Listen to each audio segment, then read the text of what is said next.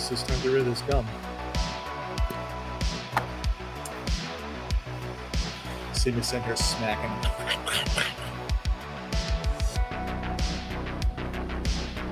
Open the door. Open the door.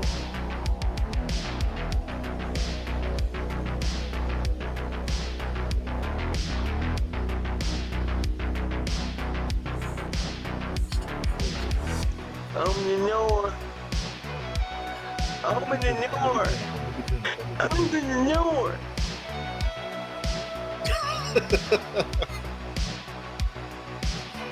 You asshole.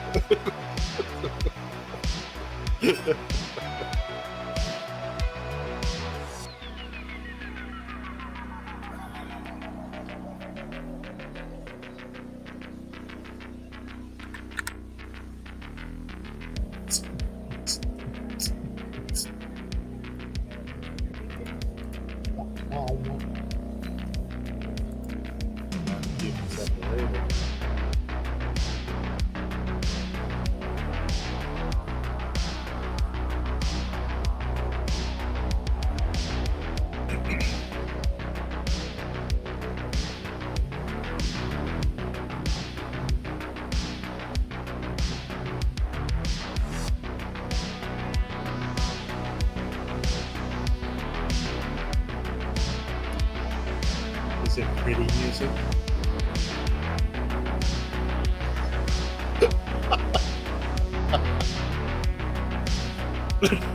We are.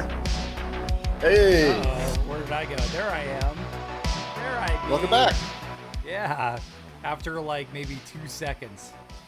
But hey, it is Sunday, August 24th, 2025, in the year of our Lord. Yeah, boing. I'm Tyler Anderson. You may know me as Tyler Liger. I'm joined by Ed. Good old, and his name is Ed.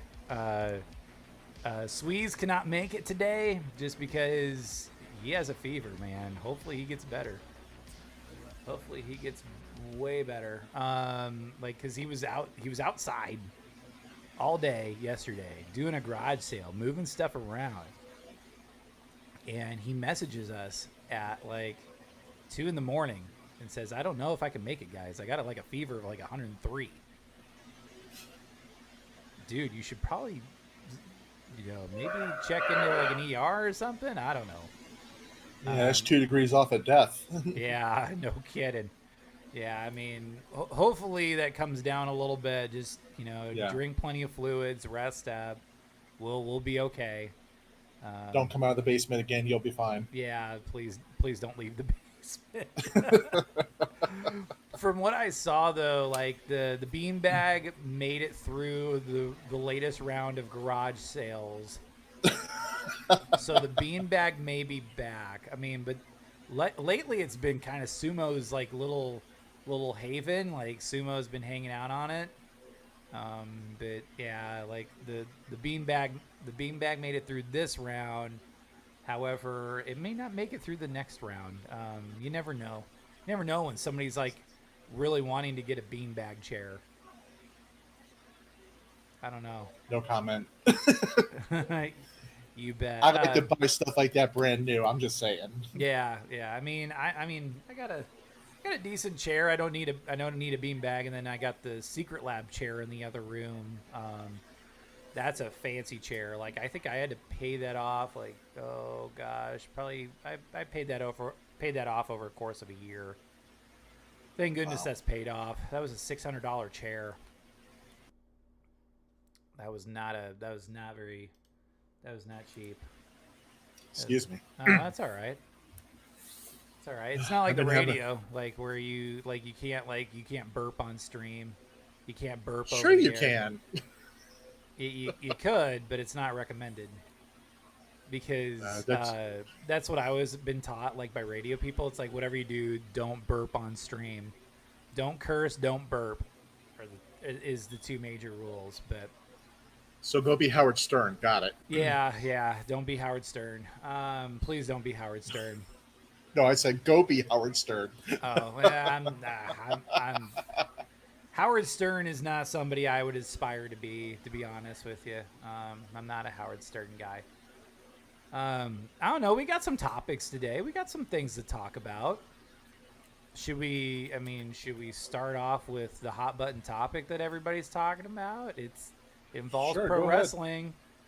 Okay, Do it. so Do it. I'm doing it. I'm going to do it, Adrian.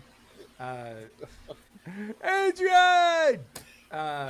So, like, on a serious note, like, okay, so Rampage Jackson has a son that's a kick streamer, Raja Jackson. And he is, he's a kick streamer. Like any of these kids nowadays, they want to be streamers and,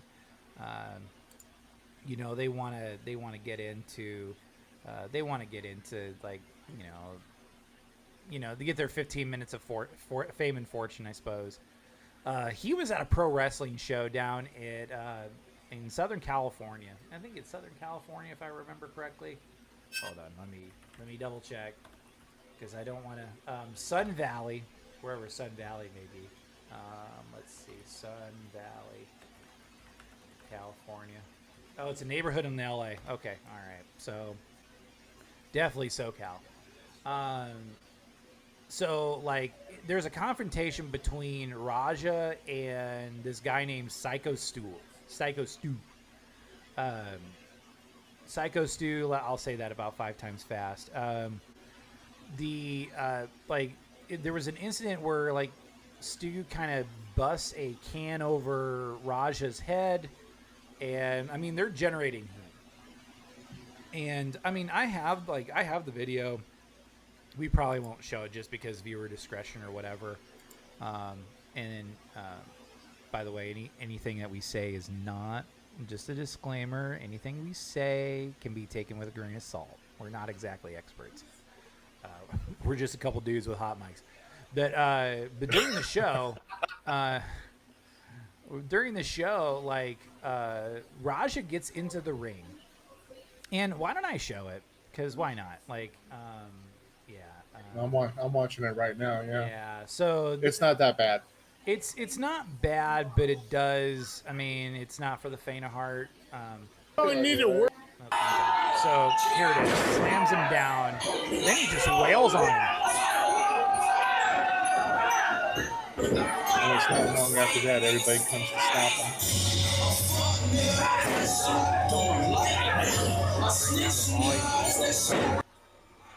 And then there's other wrestlers that get in the ring. That's when you know it gets real, because like there was some other wrestlers coming in and like literally having to fight him off. So I mean, this is one of those instances where wrestling got a little too real. Now there are works that are really good works. Like there's some things that look really good, but I don't know. I mean, this is something I'm not used to. That is definitely okay. And I may know what Nox Pro is as well. Okay, so a little bit of background information about Nox Pro. It's actually overseen by Rikishi, and I'm sure you know Rikishi from the Attitude Era, the stink face and Dancing with Too Cool, and then it's also managed by the Count of California, who I get along with, who I got to know really well when he was in Amarillo. His name is Reno, and he's the Count of California. Really super duper nice guy. And they're affiliated with WWE. It's a WWID promotion. That means like if you want to start on your path towards WWE, they're a decent place to start. But to see that go down was I mean, it's who knows if it's a work. It's a really good work. If it's real, like to where like, and I think if I remember correctly, and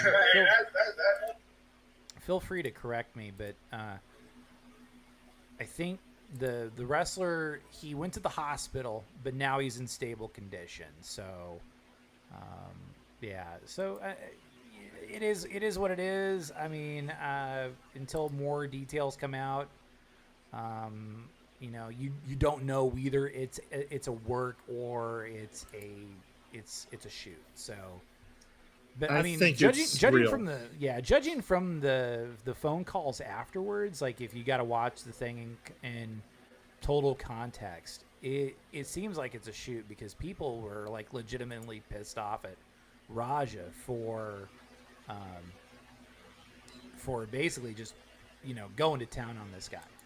And it used to be back in the day where, like, if, you know, fans, you know, it was not advised for fans to start crap with wrestlers, especially at the bar afterwards, because the wrestler will whoop your ass.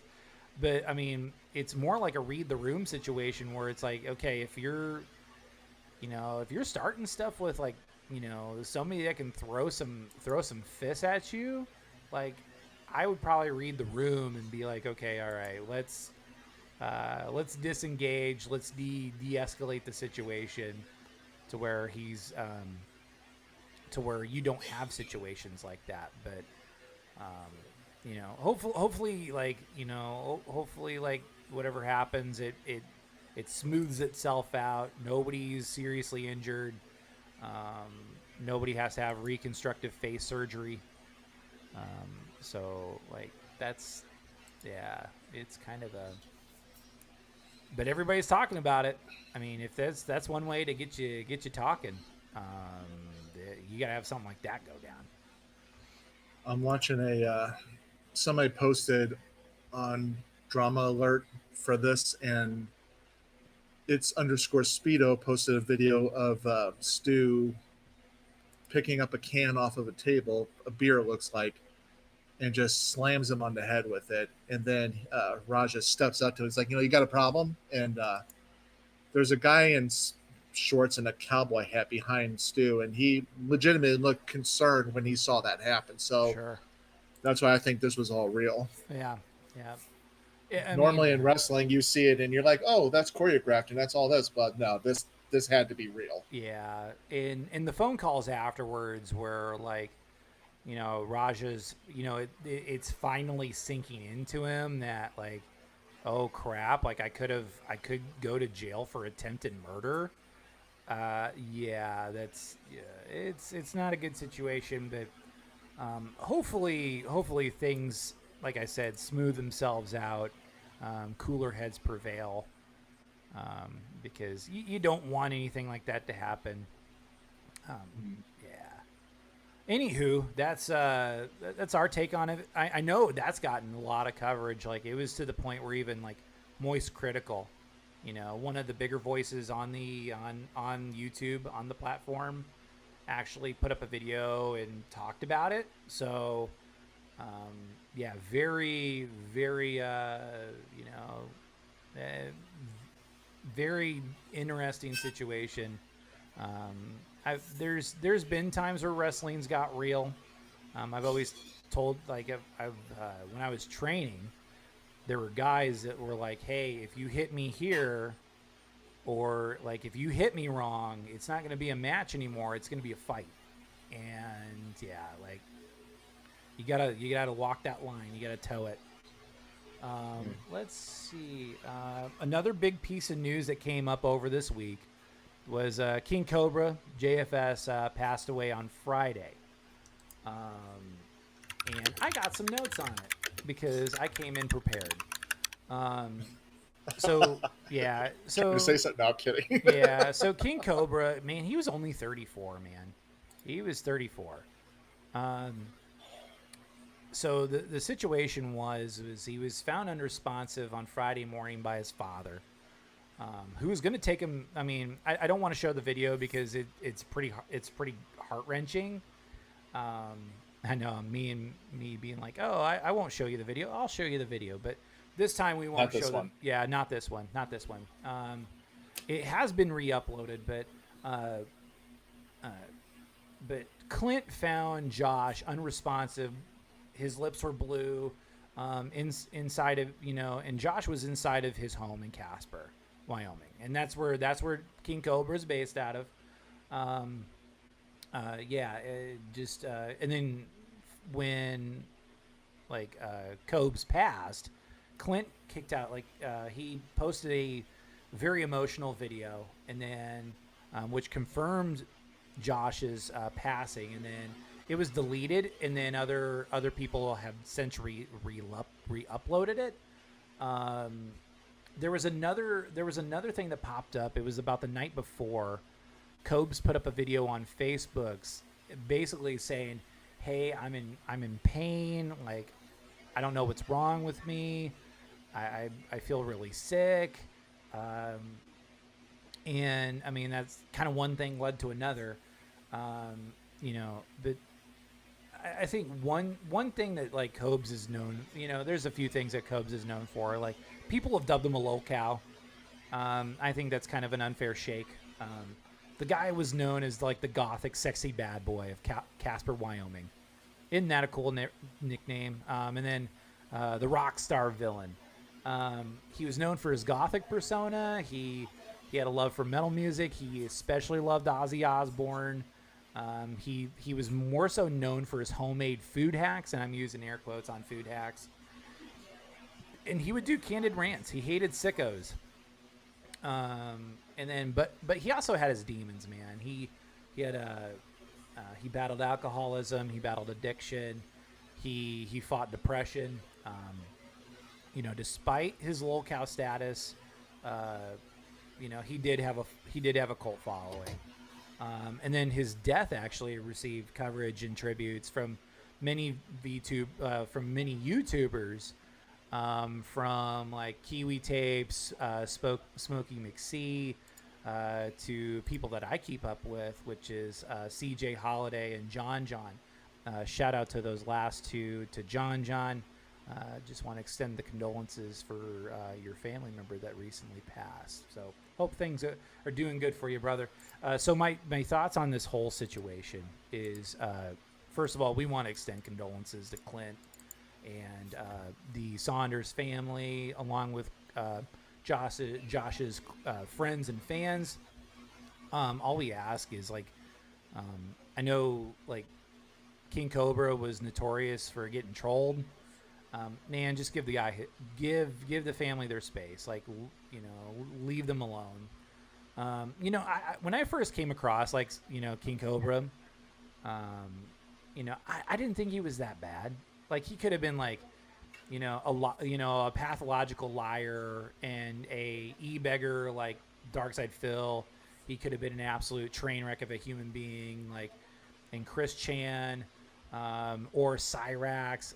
Okay, we'll get to Cyrax in a minute, but or Tafia Chu, and you'll get a kick out of this. So Tafia Chu is actually she actually resides in Albuquerque. So yeah, like okay. The less we talk about Tafia Chu, the better. When he made his Locale Live appearance, he actually made an appearance on Locale Live with like Keemstar, Boogie, and Wings. He came off as a really cool guy, somebody that you can hang out with. The guy didn't shower very often, but he had this tactical soap and he used pheromones. I don't know how well that went over, but he was well liked. And I want to kind of keep the. And he wasn't perfect. He was a different cat, but he was definitely, he was like all of us. He made mistakes. They were just a lot of them were just broadcast on a platform like YouTube. Anybody can crash out, and it can be public. It can be out in the street. It can be on a stream. It can be, you could put up this disaster of a YouTube, like not a YouTube, but an X post or a Facebook post, and people call you out on your bullshit. And I've had that happen to me a few times, so I know how that is. But deep down, you knew that like Cobes was a good guy, but he was also unapologetically King Cobra, and we love King Cobra on this channel. So just a little confession: I actually. Considered, like, I wanted to eventually bring him on as a guest, and like and for us to interview him and get to know him a little bit. And I mean, even as a recurring guest, I think he's such an interesting guy because he would make like wands. He'd actually do custom made wands for people, which was really cool. And I think most importantly, I would love to be the guy's friend. I mean, I'm that type of guy that'd be friends with anybody. You know, so I'd be like, oh, cool. Yeah, I know King Cobra. King Cobra is really cool. He's just King Cobra. But what really gets my blood going? So, you know, Cyrax, right? No. It's better off you don't know. No, I don't know. No. Okay. Just the Akron Goblin. I might play a song sometime. I did a little song on like Suno, the little AI machine. And was he have like -1 hit die? Is that? yeah, like yeah, Cyrax. Yeah. So Cyrax has the audacity to do a memorial show dedicated to Cobes, and just basically trying to be a grifter and just trying to like leech from the situation because everybody was talking about King Cobra passing away. And I hate this, man. I so hate this because like when people ask like Cobes, like, hey, what do you think of Cyrax? And Cyrax, like Cobes flatly says, I've heard of him. He's a pedophile piece of shit. And okay. yeah. So like, yeah, my deal with Cyrax is he needs to quit messaging minors and get off the fucking internet. That's my, I mean, yeah, that's a little bit of a precision F-bomb, but yeah, Cyrax is absolute human scum, dude. So yeah, like I hate Cyrax.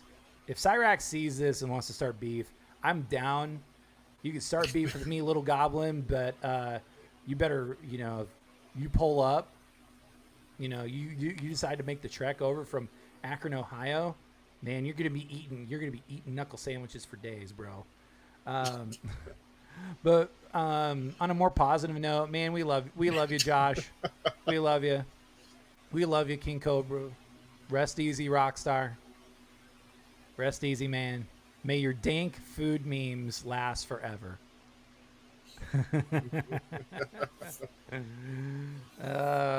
Okay, all right. Switching over to better topics that are not like lolcows and people getting the absolute snot smacked out of them.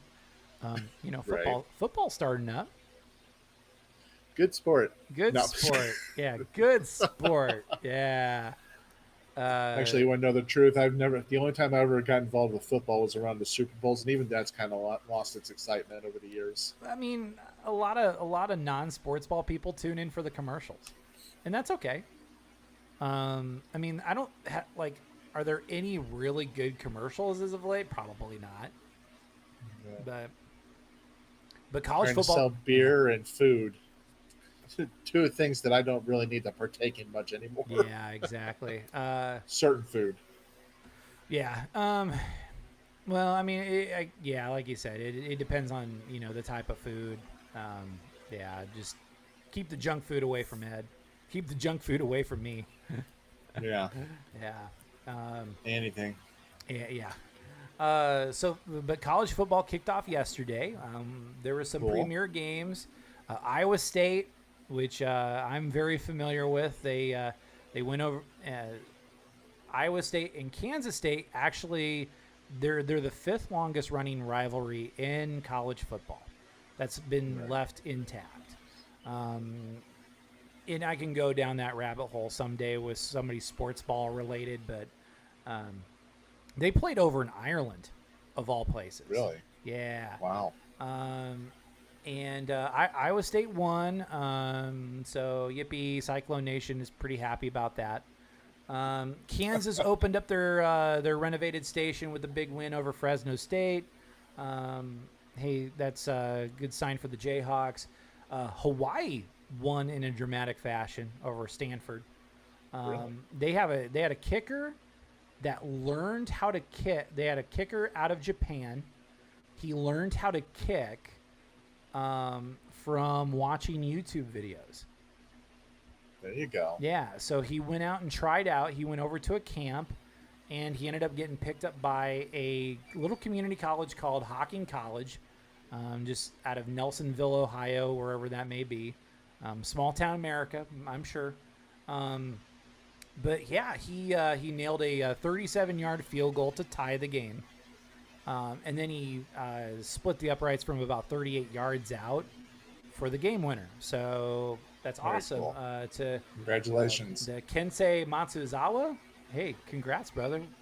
That's awesome. That's Congrats awesome, on man. saying that. Yeah, Kensei Matsuzawa. Okay.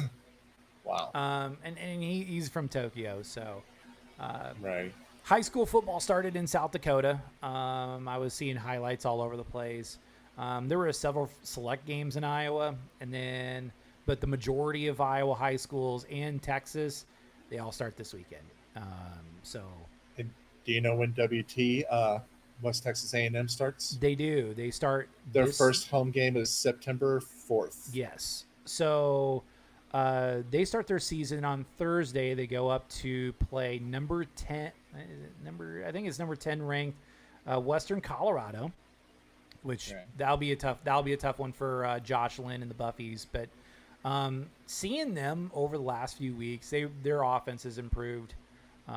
They got a really, really exciting team. They got some height. They got some length, especially at wideout. I know I'm getting into the sports ball lingo, the sports ball lingo.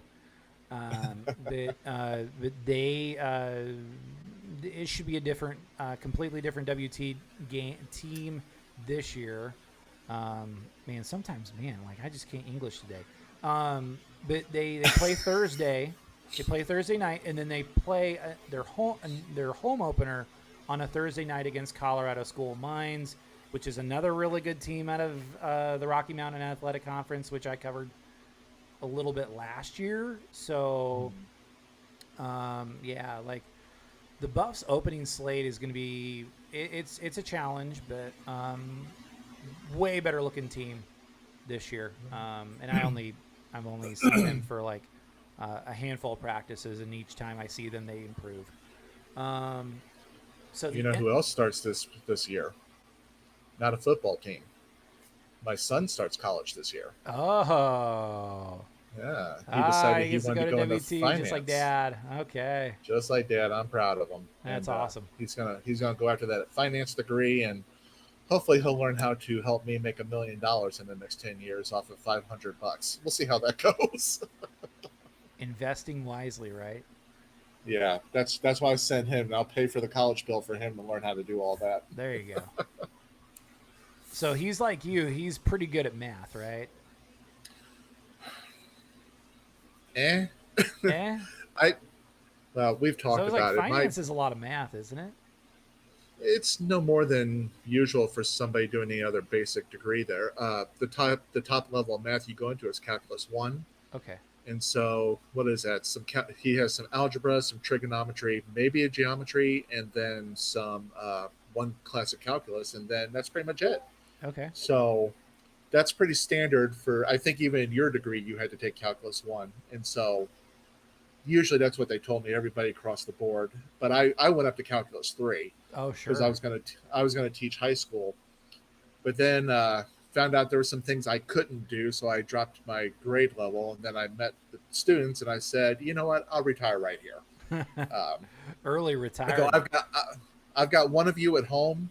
I don't need 100 of you every day. Oh, So I decided to do that. gotcha. But no, he's a bright kid. He's very smart. I think he could spend some more time focusing on how to expand the knowledge, but he does have a good base. He can comprehend with the best of them. He can read really well. He doesn't write so well, but we'll get to there. But his handwriting's atrocious. Oh. But you know, what do you do when you didn't focus your student on handwriting all those years? So, you know, I we'll mean, get there. I knew a guy that, you know, his penmanship was basically chicken scratch. So, yeah, Eddie will be just fine. He'll be just fine. Good kid. He's good. he was plumbing up for the last about year, and I know he enjoyed it. He wanted to learn it, but I think the idea of having to crawl through other people's is not exactly his cup of tea. So I'm proud that he wants to switch to a suit in an office and probably make more money in less time. You know what I mean? Right. Right. Just keep that student debt down as much as you can. Right. Yeah, but I mean, he's a smart kid. He'll have enough. I would say, Ed disappeared on me. Okay, so I'm holding down the fort by myself. There we go. All right, hold on. Let me get you back on. They booted you off for a second. Yeah, I had to turn my VPN off. It was giving me a not so this little indicator on our program. It sit there, red the whole time. I'm like, I better fix that. Yeah. But yeah. Sorry about that. Oh, that's okay. That's fine. I was like, okay, all right. I'm gonna have to hold down the fort for maybe 2 minutes. Which I'm fine with. That's fine. I got you, man. I would never leave you alone like that. Yeah. It's one of those things where it's like something happens and then the spotlight's all on you. Gosh, didn't we make the reference before? It was with Wayne, Wayne's World, and they pulled Wayne off, and then they had Garth, and Garth. Wayne walked off. Wayne walked off, and then Garth is just party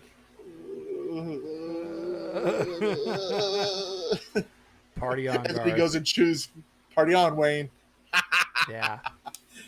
Then he goes and chews Wayne's ass later that night. Yeah. Oh, Garth. Yeah.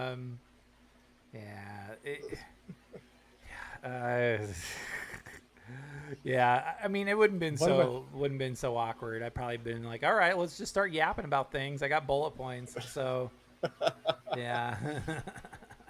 So those are some of my favorite movies growing up, watching him, and he was learning a life lesson, and that seems to be all he did in his movies. But on top of that, the whole thing with the concert, the second one, and Aerosmith, man, I fell in love with that song "Shut Up and Dance." Man, just yes, all there. Gotcha. Yeah, I don't know. I enjoyed both Wayne's World movies. They're really good. I think a really hidden gem that people really don't talk about anymore is UHF. If Weird Al Yankovic could come up with a sequel, I think he can have some grounds for it, because he could turn it into he'd be like, well, I can't do my own TV station, but I can do a YouTube channel. I can turn it into a YouTube channel. So but I mean, yeah, I think that was such a cool. I'm sure a lot of people that managed your own TV stations at one point were yeah, that's not how it works. It's kind of like when you, when sports people watch sports movies, we can't really get into it because we know that they're, especially for people in the know, they're like, that's not accurate. That's not accurate. Okay, yeah, that definitely didn't happen. Now, what about sports movies with kids that overcome adversity? Are those different for you? Mighty Ducks, the Little Giants, things like that. Okay, so Little Giants. I mean, I'm kind of and thinking about Little Giants because I watched Little Giants not too long ago. Otherwise, my memory would have been really hazy. Little Giants, anything can happen with Pee Wee football, but why on earth are they allowed just one town, one team? And instead of playing one another for the game, why didn't Rick Moranis just do some sort of, submit something into the governing body and say, oh, hey, why can't we have a team? Then you get really into the weeds and then, why on earth did okay, because they didn't have a ton of... Okay, all right. So I know I'm getting really in the weeds here. But why on earth did Kevin O'Neal's character, long live Al Bundy, by the way, married with children, needs a reunion show. Why didn't he just take all the kids?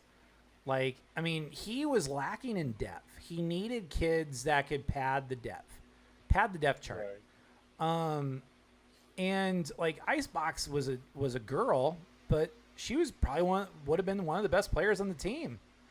And then how on earth did the quarterback for the Little Giants like not get scouted or picked up by Kevin O'Shea's team, which is Kevin O'Neal's character? So I'm starting to see what you mean. Yeah. And I've got a simple answer for all of this. It's dramatization of a good story. That's all it is. It is. It's basically I like listened to you and I said, well, you're asking very good points, and like the whole thing about getting the team done by the city or whatever. And that's probably true. It'd been that simple, but that wouldn't make for a good movie, now would it? Yeah. Well, and then what bothers me is like, what the hell is John Madden doing, driving all the way into nowhere, Ohio? Like, I mean, were they on their way to Canton for like the Hall of Fame? Were they doing, I mean, was he on a book tour with all these NFL players? Like, I was very, when you look back at it in retrospect, like as an adult, it's like, okay, all right, there's some holes in there, but there was still a lot of parts of them that was really funny. I think one of my favorite parts in the movie is like the kids are on the monkey bars and they can't make them. They can't make it all the way across. At least in this point of the film. And they got the big kid. They get the big fat kid on there. And he was known for like, ripping ass and, eating sweets and ripping ass was basically his motto. And he gets on there and all these kids, why didn't they not like, once they fell off, they're all laying on top of each other. Like, I don't get that. Like just once you hit the ground, just, get back on your feet and get out of the way because you're going to have another kid that falls on you. All these kids fall on each other and the big kid's climbing over and he can't make it. His grip slips and he falls, but he doesn't fall very far. He only falls maybe 3 or 4 feet. And he drops on these kids are looking up at the fat kid falling on them. And then it ends like in black and a big fart. Like, it was bad, but it was, I mean, but the game itself, like the third act of the film was actually really so fun. The game is what I remember the most. Yeah, that was a good game that they played. What was so funny about you mentioning that, the fat kid is back when I was in elementary school, I remember this girl, Tiffany, and another girl, Cynthia. Well, Tiffany, I think, was going across or crossing under the monkey bars, and Cynthia was going across the monkey bars. And Cynthia lost her grip, and she fell on Tiffany and broke her leg. Ooh. And it was a complete accident, but, here's this girl that probably weighs, 70 pounds wet at the time, falling on this other girl and just breaks her leg. And so you got to sit there and go, well, if you had this large kid falling 4 feet from the monkey bars onto these kids, in realistic life, yeah, like you said, we can analyze the crap out of it. Why weren't those kids in the hospital or had broken ribs and bones and all that from the kid falling on? On top of, why don't we go the next step? Hazardous gas poisoning from, a hazmat butt. Yeah. Detox, come to CDC, get it fixed. Yeah, we could have gone to the nth level on this, is what I'm saying, I guess. Yeah, we could have. And then honestly, why didn't the quarterback for the Little Giants, Junior, why didn't he try out for why didn't he try out for why didn't he participate in the tryouts? I mean, there were a lot of kids that were just like, they're just wandering around and playing football, or they're just kicking shit. And they're like, hey, do you want to be on our team? And then they bring in all these kids. And I mean, it must have been an ultra exclusive club, or the word didn't get out well enough. I mean, granted, this was before the internet, before Facebook, none of the kids these days would understand. There would have been more kids going out for football. And honestly, if somebody had if Coach O'Shea had a brain, he would have brought in all those kids unless there was like some sort of budget. But I was like, well, but the more kids you bring in, the more boosters you can have, and the more money you can draw. Even if these kids are riding the pine, they still get to suit up. And especially in football, you need depth. You need as many kids to go out as you can. So you can't just go cut kids like it's like like a 53-man NFL roster. You at that level at Pee Wee football, you need to take as many warm bodies as you can, even if they can't play a lick of football. You can coach them into playing football, especially at that level where you're teaching the fundamentals of football. You're just teaching them, hey, here's how to throw a football. Here's how to run with a football and not piss your pants while doing it, and how to tackle properly as well. So, there's my little rant and spiel about Little Giants. I mean, don't even get me into the Mighty Duck movies, but it's been a minute since I've seen the Mighty Duck films. So, I think the whole point of the Mighty Duck films was not the actual sports play. It was the lesson that Gordon Bombay learned about teamwork. And then he brought these kids that were basically considered losers and brought them together and made them a family, a team, something to be proud of. So that's basically what he did every single movie. And it was produced by Disney. And Little Giants was basically probably the answer to the Mighty Duck films. So really, yeah. I mean, it's like the Mighty Ducks, except that they don't. Okay, so I asked like I asked some real hockey players one time. I was like, could the flying V actually work? And they're like, no, absolutely, positively cannot work. Unless you want to see all your guys get basically murdered. Yeah, like they can't do the flying V. So yeah, like I think I asked a coach that one time. I was like, seeing the Mighty Duck films, does the flying V actually work? And they're like, no, it'd be a disaster. Now, see, what I would take is a Kenny Wu, because he can do ballet, or no, that's what he was a figure skater, wasn't he? Figure skating, yeah, figure skating. And so to see him hop up in the air and turn like he did with the stick, I think that would split a defense, and then he'd be able to knock it into a goal. I think that could happen. Well, the problem is he'd probably draw a penalty. He'd probably be sitting in the sin bin if he tried doing that stuff. Mostly because one. It's probably high sticking or you're hooking. I mean, it goes to show like how crazy into the weeds I've become over the years with sports. And then also if he's a figure skater, you get when you're spinning, you want to lift up one of your skates, and that's kind of dangerous. And so you're probably going to be sitting in the sin bin for most of the game, and you're going to be down a guy. And if you're the Mighty Ducks going up against like the Hawks, for instance, or if you were, I think it's Mighty Ducks 2. Mighty Ducks 2, you were Team USA, and you're playing Iceland. Yeah, that's definitely not who you want.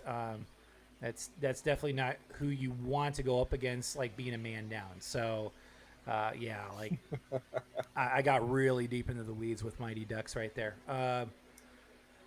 Anywho, so if everyone gets you started, I need to talk about fake sports. Got it. yeah. Get me going on sports films or documentaries, and I'll be like, okay, all right. Yeah, this is not how it goes down. But anywho, the NFL starts up not this weekend, but next weekend. They have a game on Thursday, Cowboys versus Eagles. So a big rivalry game. I'm not going to go choose anybody out of that game because I'm a Broncos fan. Friday has the Chiefs and Chargers, which brings on another soapbox type of talk is, please, NFL, please don't have Friday night games. That's safe for high school football. Please. Do your games on Thursday. Do like a doubleheader, if you will. Please, no Friday games. That's for high school. High school, like Friday night is high school. Saturday is college. Sunday is like professional. There you go. There's your entire weekend. Something a little more for the goldfish out there. Indoor football finished its season with its national championship last night. in Tucson, Arizona, of all places to have a championship game. It's in Tucson, Arizona. Vegas defeated Green Bay 64-61. They won on a goal line stand as time ran out. But prior to the game, this is something that could have some interest. Is they announced a new team. It's called the New Mexico Chupacabras. Yeah, cool name. Probably the first team. Well, I don't know if it's like the first team that called themselves the Chupacabras, but they have really cool colors. They're like, it's like the New Mexico colors. I think it's like red, gold, and turquoise. And then they're basically the rebranded Duke City Gladiators. And they'll also play like at Tingley Coliseum in the middle of Albuquerque. So, really cool. I think there's a few more teams on the horizon for the Indoor Football League. I think they're wanting to resurrect the old Buffalo Destroyers, which I was familiar with back in the 90s because, I grew up on arena football when I was a kid. There's a few others that they want to bring on or whatever, or they have dormant that they're wanting to bring back in. But anywho, I don't know. I'm yapping too much. You need to stop me.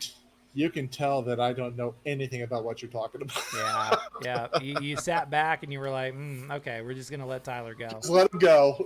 let me go. Please let me go.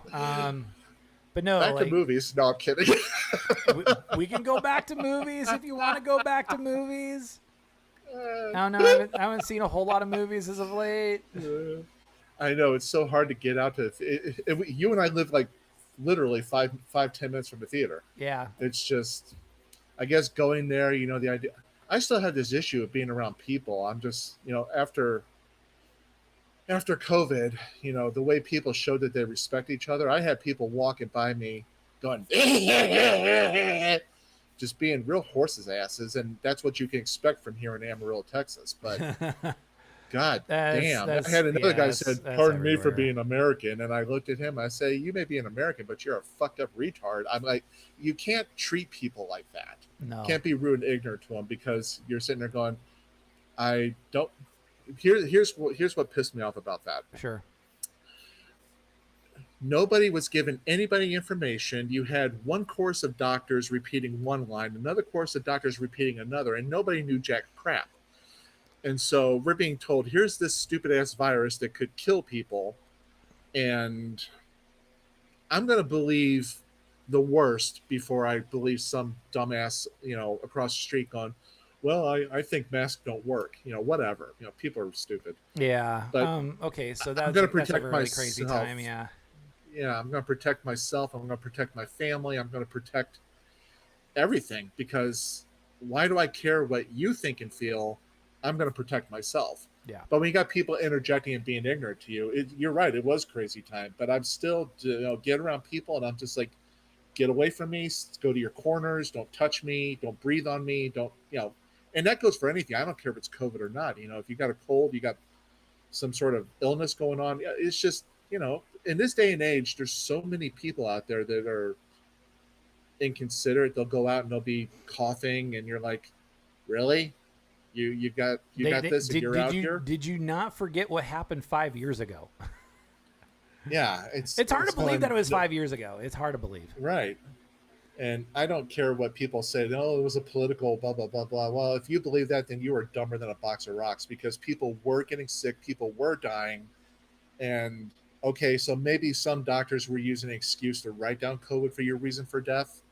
But that doesn't mean that all of them were. And are we just going to dismiss all the doctors that sit there and go, well, it's no big deal. Dr. Drew was one of them. Mm-hmm. He sat there and said, well, I was just repeating a line of chorus that, I was hearing from other colleagues going, first of all, you're a doctor, you're a physician, so you're supposed to be the expert and know what's going on. And he gets on radio every night to tell people how to live their life and why they have too much sex, but he doesn't know how to tell people to protect themselves, be considerate of each other in that manner. So, people like him, screw you, whatever. Yeah. I don't know. Like, I think when it came down to, and I think there was a lot of along with you know uh, coronavirus going around. There was also fatigue associated with that as well. I remember one time, and I got a bug like right in front of my face. We got Sumo Dog. Now we got a freaking bug that's flying around and flying around my face. Shout out Sumo Dog, by the way. Sumo Bear. I know. I'm like Doug from like Up. Like I'm like talking about this, and I was like, oh, squirrel. All right.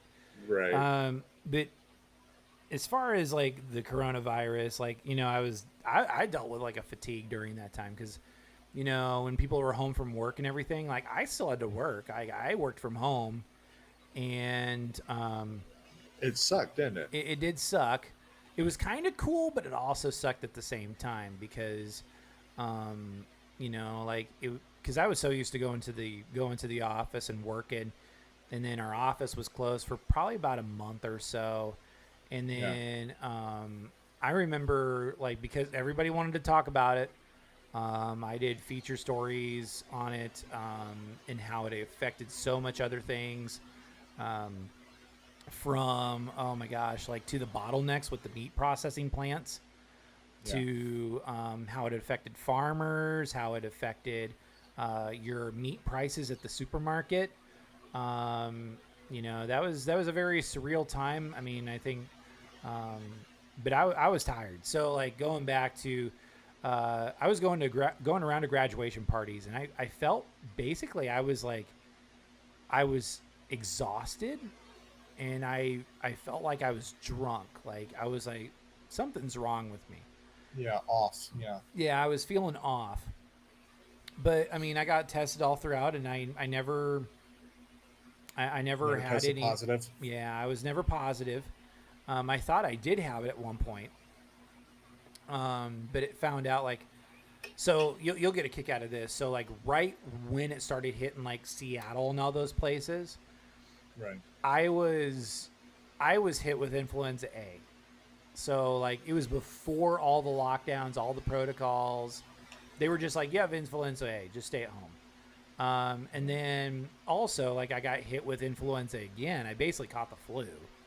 And like that sucked. And then you got to follow those protocols and be like, oh yeah, like I got to stay home and then, hey, like I got to test myself, and it was just such a pain.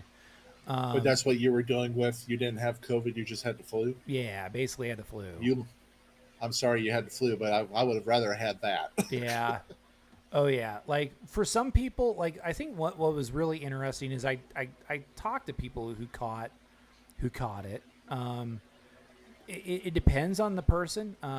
One of the first people that passed away in not the county I was working in at the time, but the county, the next county over, he passed away. He was a heavier set guy. He had breathing problems in the past, and he was a mutual contact. He was actually a friend of my friend Ray, and his wife worked at the like a local restaurant, like a local fast food place. She came home and she brought it to him, and then he got really bad. And a great guy.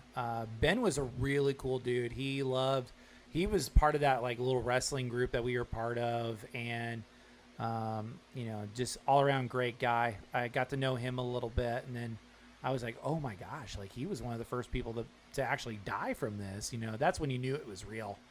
And yeah, and then like talking with other people, like some people were like, I felt like a film over my tongue, or I couldn't taste anything. Smell anything. Yeah, you couldn't taste or smell anything. Like it was like your taste and your taste buds and your basically your smelling receptors or whatever you got basically just turned off. It just went dormant. Yeah. It just turned off. I've friends that had it, and that sucked. That wasn't very fun. But my family and I actually had it. My wife was working for protection of her. I'm not going to say where she works, but she was working and she caught it and she basically brought it home to us. And it was at a event, the city, or something about the city has an event, and she caught it and brought it home. And I remember that first week just kind of just wanting to stay in bed all the time. Eating was a chore. And so I just remember having a fan on in my room and just being in there pretty much 24/7. I know that my mother and my son caught it too here, and they were a little bit of time behind us.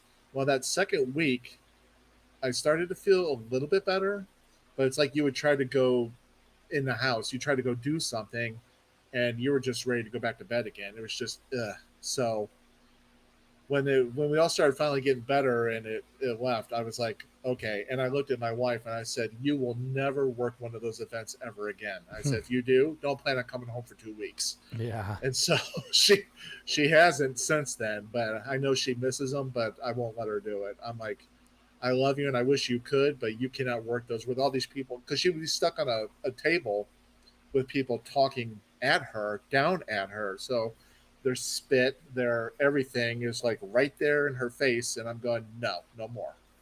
Yeah, I remember like a time where like it was during the summer and I was like, man, I'm just not feeling the greatest. And like what they basically say is like, okay, stay away from like sneeze clouds or, you know, when people cough in like your direction or whatever. But I mean, here's the simple trick. If you're sick, stay home. Like, you know, if you're sick, stay home. Don't try to tough it out. Just, you know, in this day and age, you know, just don't be selfish. Yeah, you know, don't try to be like, hey, I'm going to tough this out. Or hey, I gotta do this, and I'm guilty of that. I'm really guilty of that. This freaking bug flying around. It is now it's attacking my face. Thank goodness I've got glasses on. But no, stay home. Stay home if you're feeling under the weather. Stay home. Oh my gosh. Okay. All right. We're gonna have that bug on next week's episode. Yeah, he's gonna be on as a guest. Okay, so like this is a really funny story. So like, I mean, to get away from like the really harsh topic, I follow a VTuber named Dizzy Dokuro, and she was dealing with a fly, and this is a big fly, and she's like this. I mean, she describes herself as this tiny little Asian girl with Barbie anatomy, and she is fighting this fly. And she's fighting this fly on stream, like what I'm doing right now. I'm fighting this bug. I want to just like go clap it, and okay, all right, and I see him fly right past my face again. The fly ends up like on her screen, and then being a girl, she freaks out, and she's just like, you know, she brought out the big gun. She brought out the chancla. She's like, I got the chancla. There's this big fly in the wall, and I got this chancla. And then you can hear her in the background trying to hit this fly on the wall with the chancla. And 2 out of the 3 rounds, she did not get the fly. The fly won. I mean, how can a VTuber lose to a damn fly? But Dizzy Dokuro achieved that rare feat. So, yeah. Oh, gosh. I mean, but yeah. My bro. If you'll pardon me for 1 second, I gotta go do something, okay? Okay. I'll be right back. All right. Okay. All right. I'm going to move myself over just a second. There I am. There I am. All right. My goodness. All right. Yeah. It is what it is. Let's see. Before I play with too much stuff and I break the stream. There we go. All right. Okay. Can y'all still hear me? Okay. All right. Anywho, so while Ed is stepping away for a minute, I actually had something happen to me this week, and it was a good thing. It was a cool thing. Speaking of VTubers, like the Dizzy Dokuro thing was a really great segue into what I'm about to bring up as another talking point. Is I had my room reviewed. ICI reviewed my room, and they give a little bit of info on ICI. You know, she's an independent VTuber. She She is a mysterious time traveler from the future, from the year 4000 exactly, who streams to create happier memories. Very wholesome. She debuted November 11, 2023, Veterans Day. If you know what type of day the November 11th falls on, and she was affiliated with a Project F, which was it was based out of Asia, and then she was there for like a little bit more than a month, and she had since then she's become an indie, and then okay, I can hear you again, Ed. Let's see. Okay. Yeah, I was holding down the fort for like a minute, and then I moved myself over, and then I had to move myself back. Okay. Sorry No, about that. that's fine. That's fine. It's all good. I was going over my other thing I wanted to bring up. So, I'm the home housewife, so every once in a while I have to go take care of a chore here and there. oh, sure. I got you. So I ran across ICI back in about 2024. And then, the funniest thing sometimes is you find people through the algorithm. And like if you're following like one thing, like the algorithm will suggest another thing. Right. So that's what happened. But whatever you do, don't call her cute. She gets really sour when people call her cute. Is this a VTuber? This is a VTuber. Okay. Yeah. So we will switch it over to the room review. I'm confused. This will be good. Oh, there's all my notes. That's okay. And then there's Video Ninja. There we go. All right. Yeah. It's fine. Okay. So, well, a question. Cute as in it's demeaning to her maturity, or cute as in she doesn't like, well, you can't even see her face to call her cute. So, well, what does that mean? Yeah. Just don't call her cute. But yeah, like here. Let's look at the next one. Here We it have is. Tyler. Let's check this out. So there's the rig. Whoa! This perspective on this one's cool. It's like a wide angle. It's like a wide angle from above. Either you're putting your arm all the way up there, or you are tall as fuck, dude. You are I'm tall only as 6 fuck. foot tall. Wait, what is this? Unless she's like 4 foot nothing. Is this like a backup power? What is this? It was a Hold on, let me move my head. a power battery. Oh. So Because like this is when- a PC when- down here. Damn, that's so, honky. So like when you to kind of stop her for a second, the power battery I have, like that's like if like a thunderstorm goes through it and knocks out your power, it allows you to turn off your computers and everything safely. So that's why I have it. Plus I got it for free. I got it it was like $120, and I got it for free from like the office one time. So Not Anywho. bad. I didn't hear a word. okay. I mean, I don't am know I? what you're talking about. Oh, okay, all right. Wink, Yeah, wink. It's computer stuff. honky. Nudge, nudge. I like your red headphones. It's me. It's me. Can we peek who else you follow? No, I can't tell. Not from that stream. I can't tell. Whoa! Look at the controller. You know what's hard look, about look. this is that I know that and you it can see matches the what's going colors on but our I'm keyboard. trying to take my cues from you, and I'm going, yeah, I don't know if we're watching a video or not. Yeah, we're watching a video, and this bug will not leave me the fuck alone, dude. I'm probably gonna have to get up and like start clapping at it and to kill it. Get you a chancla. Yeah, get my chancla out. But For their keyboard. but she was huge on because I have the is it the 8-bit do 8-bit dough? What's the Do 8-bit. I think you're what's right. the The 8-bit dough. pronunciation? 8-bit dough. God, 8-bit dough. God, this bug is just like attacking my face. What the fuck? Dough, do. Yeah, you be right either way because I don't even specify. Hello. Okay, yeah, but it's like, yeah, hey Siri, how do you pronounce this? But yeah, like She don't even know. she don't even know. She's lost in the weeds too. Yeah. But no, I have the joystick, like I have the arcade stick, and then I also have, and it's like kind of like the old NES, like it's in the old NES colors.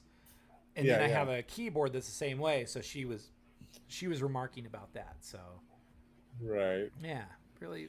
Matches the colors of that, I should say. Did you ever figure out? Whoa. Well, I know when I helped you set up your computer, we got it to register and work, but you had it set a certain way that you wanted, and the computer wasn't registering it that way. I think were you trying to use it with the cord or without? I can't remember. I think I eventually got it with the cord. So yeah, it's Good. plugged in. It's fine. Yeah, I was like, why isn't this thing security registering? camera photo? Oh my god, this person's an IRL skibbity toilet camera guy. You're so right. It's a power bank. Fuck yeah. Okay. I had a feeling it was something to do with that. That's cool. That's cool. All right, we got a stream deck over there. Yep. What Because does I this used say? to stream. I can't tell. I can't tell. We're streaming right now, so I don't okay, say we got I'm some a former streamer. Ooh, got some bull riding photos over Yeah, we're streaming here. for the moment. Is that you, a family member? That's sick. That was my stepdad. Violent That's the gentleman. bull rider she's Yes, mentioning. Ooh, got this cool car. This is cool. Got a little Canon printer. I had to move Got everything a over Dell monitor that's not used anymore. to like one of those decorative ladders. That's it's like you plug it to the wall and Yeah. it has diverts power. Now that I okay. pull up the stream, I can see Ooh, we what's got a going safe. on. We got a safe. Got to keep shit safe. That's true. Probably listen to it That's too. true. Cool. All right, I like the little windmills on top. That's really cool. It's a family member. That's so cool. That's really cool. All right. It's like Next you up. plug it to the wall and it has diverts power. Now that I pull Okay. up the stream, I can see Yeah, we what's got a going safe. We got a safe. Gotta keep shit safe. That's true. Probably listen to it That's too. true. This is cool. Canon. All right. Okay. Anywho, let me resume this real quick. Ooh. 'Cause she's doing the bedroom Wait, now. are these two separate rooms? Was this They like are. your computer room and this is your bedroom? Yep. Whoa. That's so cool. Your room is really nice. It is Sorry so about clean. that. Look, it's All right. Pippa. Pipkin Pippa. Beep beep beep beep beep beep beep. Cute. Ooh, Godzilla. Godzilla over here. It looks like Godzilla That was got when in trouble. that was like the 2014 Godzilla, like they had a monster, like the big Godzilla. And gosh, I think I spent like $150 on it when it should have been like maybe like 60 or 70. Right. Yeah. Anywho, we'll continue. Ed is just staring at the wall because you told him to go in the corner. It is interesting and that think you about can what have he's something done. play through your headphones, and your computer tries to throw it out the speakers too. You're like, stop it! Yeah. Beep, beep, beep, beep, beep, beep, beep. Oh, Doki. No wonder. There's I have Doki over places. there. Doki. Ooh. This is the one that Damn, doesn't look want at to be you. called cute. This is all yours? Yep. Damn, you must be smart as hell. I am Those smart. degrees. Well, I'm halfway decent. Damn, bro. Ooh, look at this fancy camera. Are you a photographer?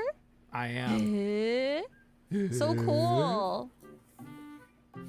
Okay, we got monitor here. Is this like is it a DVD player? Is this a console of some kind? It's DVD. I'm halfway decent. Blu-ray Hell combo. yeah, we love to hear. We love to hear it. Bad Godzilla, you destroyed Tokyo again. Exactly. Wow. A little notebook. It's so tidy in here. Got a little chair. Ooh, you got My secret lab. fuck. Something lab. It's a pretty good brand. Secret lab chair. Comfy. All right, let's see our third photo. Ooh, okay, other perspective. There's Dude, the other fucking perspective. props to you for taking so many fucking photos from different angles. Holy shit. Oh, is this Sage? Do you have Sage over here? That's cool. It is Sage. That's hella cool. Bro. And I'll let you go on a rant on Sage here in a second, Ed. Gotcha. Got a backpack, little like laptop bag. It's like white kids with Sage. That's cool. That is Sage. Oh, cool. Wow. I'm gonna be honest with you guys. I don't think that we can rate this less than a 10. 10, baby. This is peak. This is peak. Peak. Like you got some cool hobby stuff. You got some cool achievements up. You got like family cool ass fucking bull riding photos. You got a fucking headboard even. You have sheets and you have blankets and you have a top points for a sheet headboard. and shit's clean. That's a 10, baby. I'm 38 years that's old. a motherfucking 10. Okay, so all right. So final thing, like like my thoughts Wow. is that I'm 38 years old. I should know how to make my bed. I should know how to keep a room clean. To all these Right. other viewers out there that have like these really messy rooms. I mean, I get it. My grandmother was a clutter bug. My dad was like my grand folks actually would call my dad a slob. Like it's like your father is a slob. So like I had beat into my brain that please keep your stuff nice and tidy.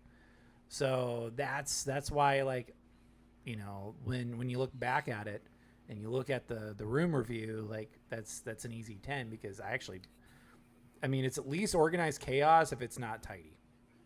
Right. And I mean, I learned that, hey, you have walkways. Please don't put stuff on the floor. But yeah. Anywho, white kids with sage. No, that's something I picked up from like my time up in South Dakota. I was like, yeah, in case I need some good juju, you know, just light up some sage. Unfortunately, I probably make the fire alarms really pissed off at me. The smoke detectors really pissed off at me. But Yeah. Because that really burns thick. I've done sage. It's thick yeah, and it pisses off a smoke detector, doesn't it? to no end. Yeah. But no. Beep beep. Oh, and it's the worst. But I also got collective thumbs up, not only from ICI, but also from her fans. So thank y'all very much for not embarrassing me on stream. And I'm fine with like showing people like my room and my work area. I mean, I got nothing to hide. I mean, it's not like I'm keeping skeletons in the closet or anything, but Shh. yeah. Nobody's supposed to know about that. No. It's fine. It's fine. It's fine. It's all fine. It's fine. There could be like a fire like burning around me right now. It's fine. It's okay. We're good. Yeah. It's not hot in here. It's cool. Yeah, it's cool. I'm not my skin is not melting up. My skin is melting off, but it's all good, man. It's hot in here. It's hot in here. Oh my gosh, yeah. I was looking at stuff.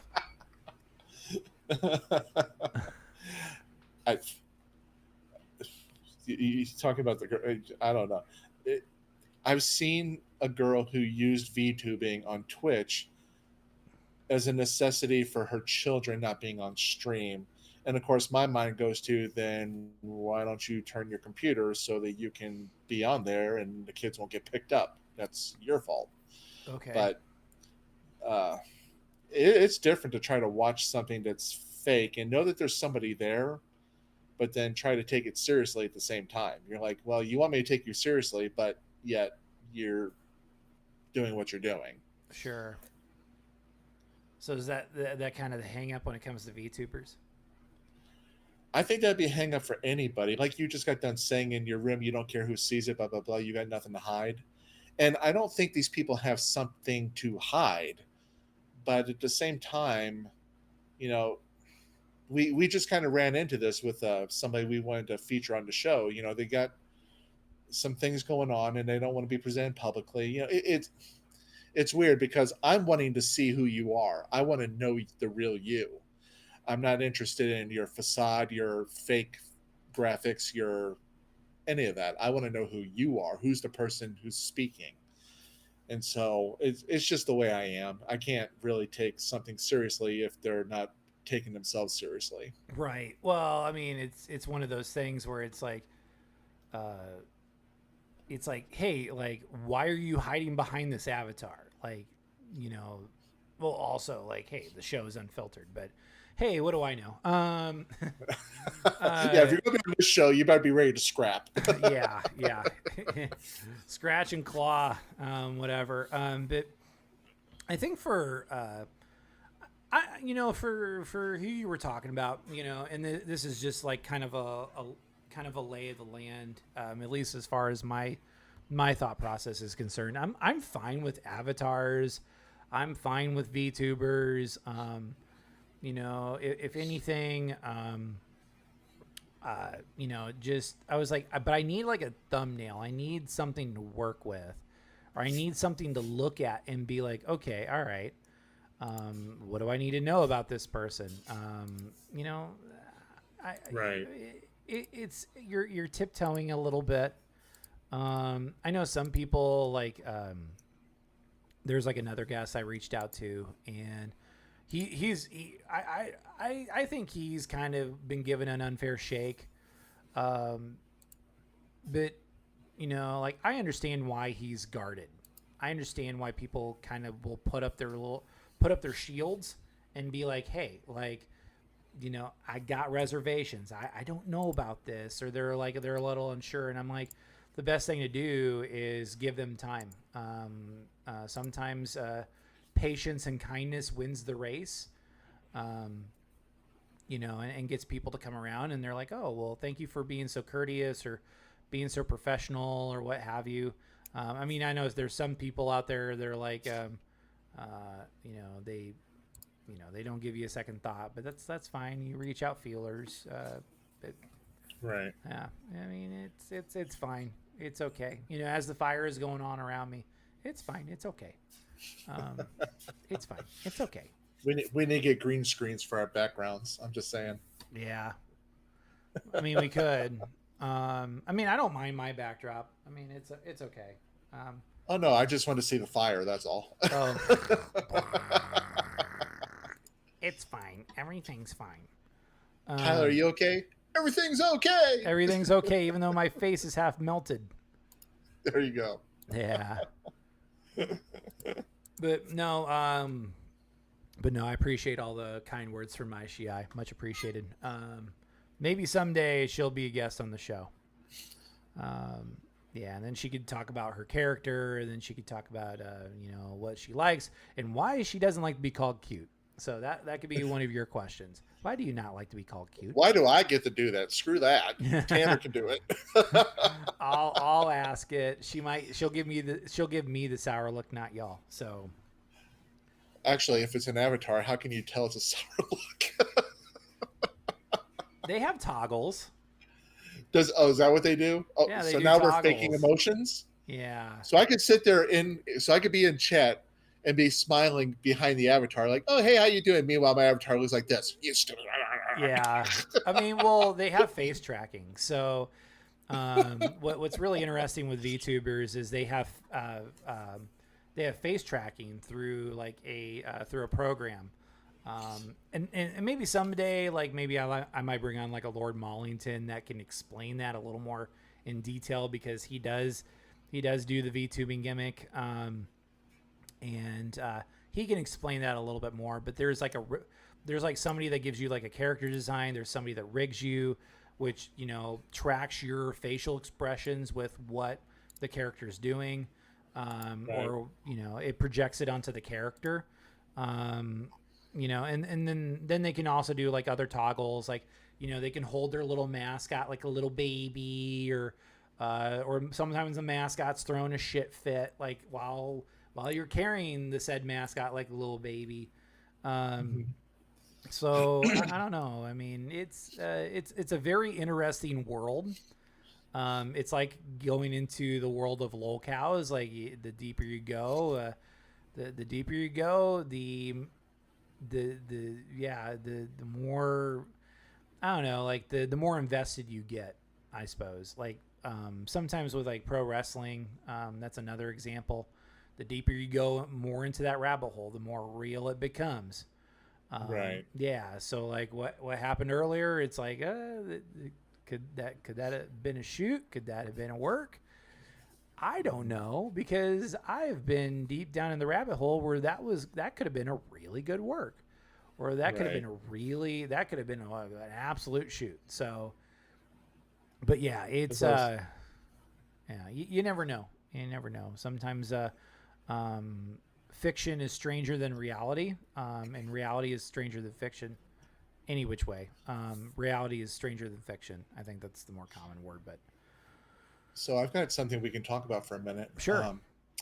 I know we were talking about ideas to bring to the stream and things like that. And I said, well, food. And of course, who doesn't love food? Oh, I love food. I know. I'm a skinny. So I'm a skinny fat kid. you're a skinny kid, a fat body. There we go. Skinny fat No, kid.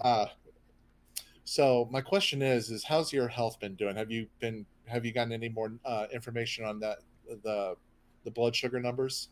Not yet. Not as of late. Yeah, not as of late. Yeah, like I've kind of stayed away from that stuff. I mean, I try to limit myself to maybe like 1 or 2 sodas a day, but still not good for me.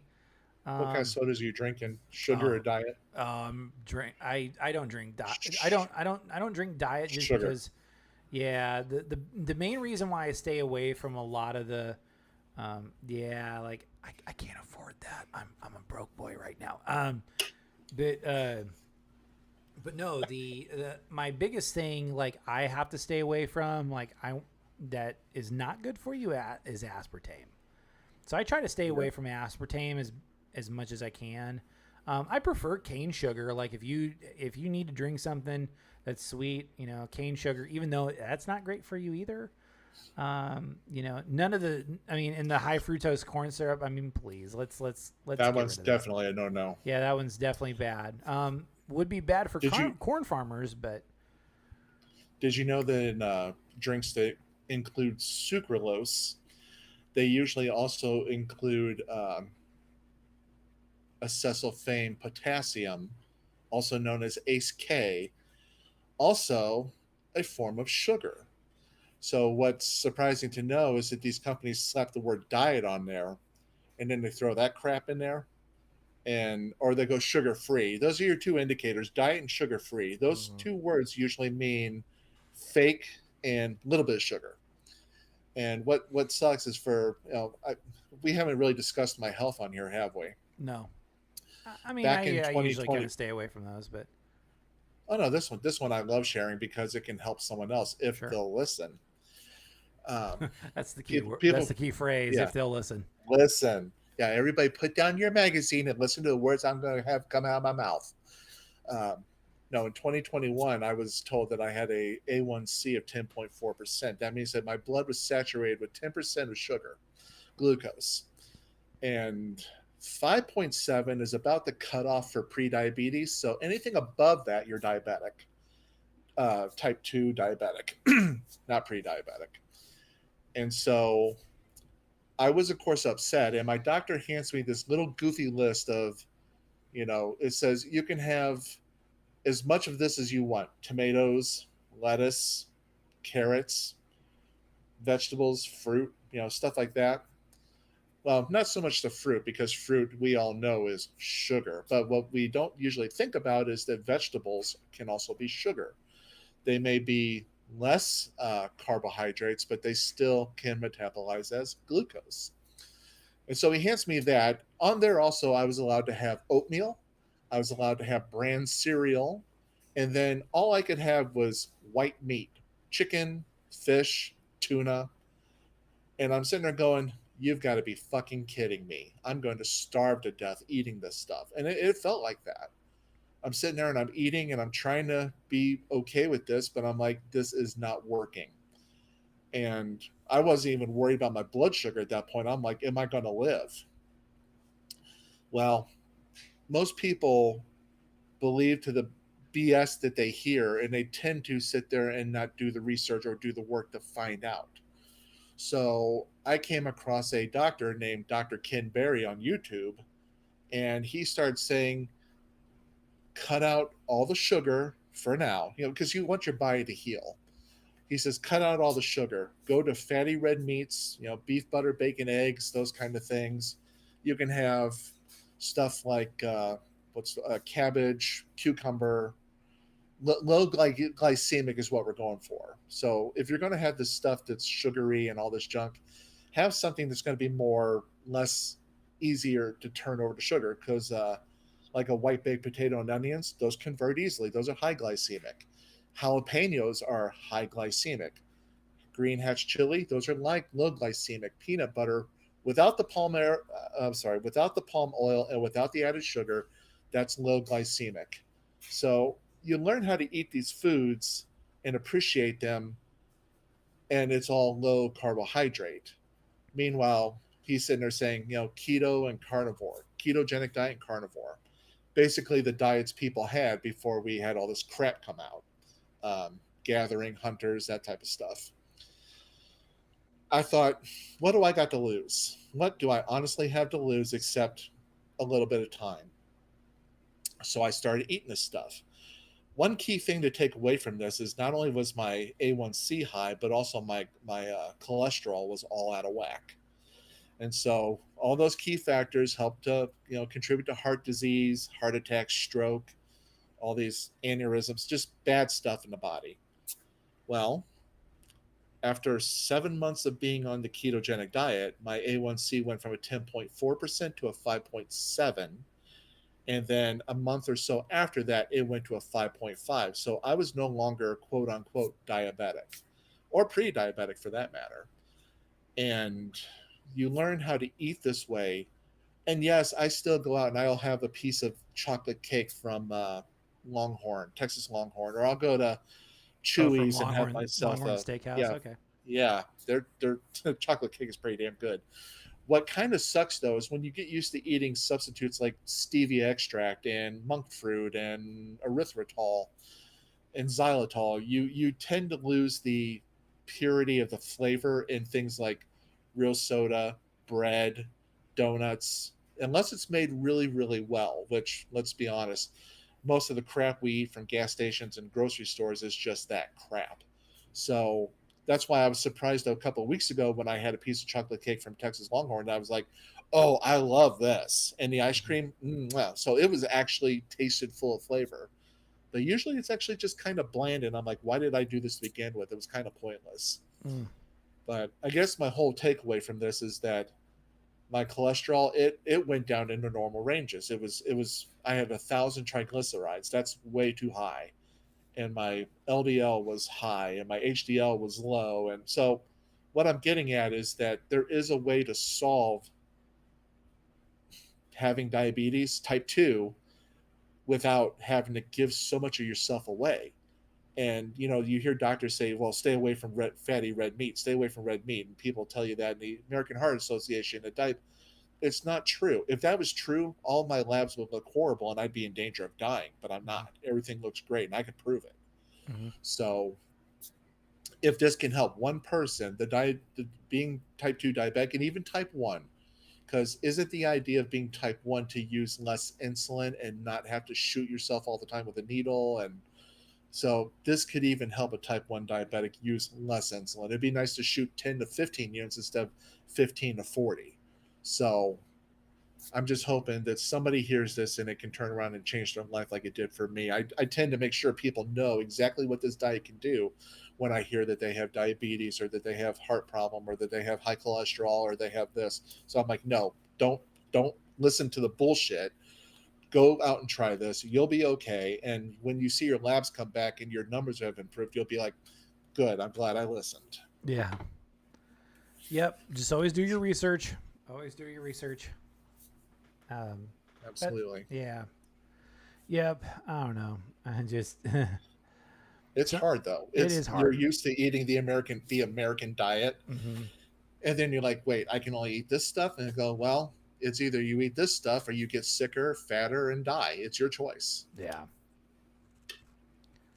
That's why we don't exactly have the. Well, I mean, the average American, I think, lives to about an average amount, maybe about 70, maybe 74, 75 now. Ask Congress. Yeah. Yeah. The geriatric league. But yeah, it is what it is. I mean, just, do your research. That's the biggest thing. Yeah. Any other items on the agenda?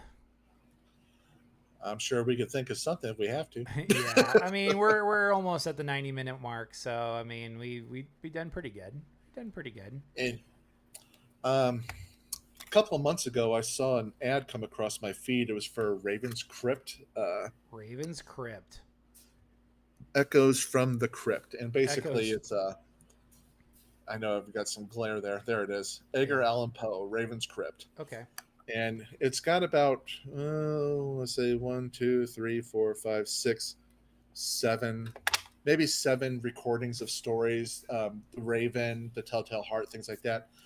The guy who reads it, he's no Christopher Lee, but God, it sounds ominous and almost malevolent. Mm-hmm. So I mean, he reads it in a really good way, and I was just captivated. The little background music, the little creepy stuff. I was just like, oh, I was into this. I don't know some of the stories because I've never studied Poe, but yeah, I'm like, I could definitely do this again. I love that. Got it on cassette. Yeah. So that reminds me of they used to do audio tapes of like movies or whatever. Mm-hmm. Like it almost like if you're listening to an old school radio show, like, you know, if you were listening to like Superman on the radio or the Green Hornet. One I had from my childhood that I played the shit out of was Super Mario Brothers the movie. And the audio tape was just as good, if not better. There's that fucking bug. Anyway, He's tracking your ass. You better watch it. He's keeping an eye on me. The audio tape was just as good, if not better, than the movie, because even if you listen to an audio tape or read a book, there's that fucking bug. That son of a bitch. Yeah. He's taunting you. He is. I am gonna murder, death, kill him after stream. But yeah, like, it was just as good, if not better, than the movie. Like, and you know, we have our thoughts on the Super Mario Brothers movie. Like, I mean, the first one, the one that was, you know, Bob Hoskins and Dennis Hopper. I like it. I loved it. I like Loved it. I like it. It's so under. I mean, it's such a creative misdirection than what you think of, like the Super Mario Brothers. Now the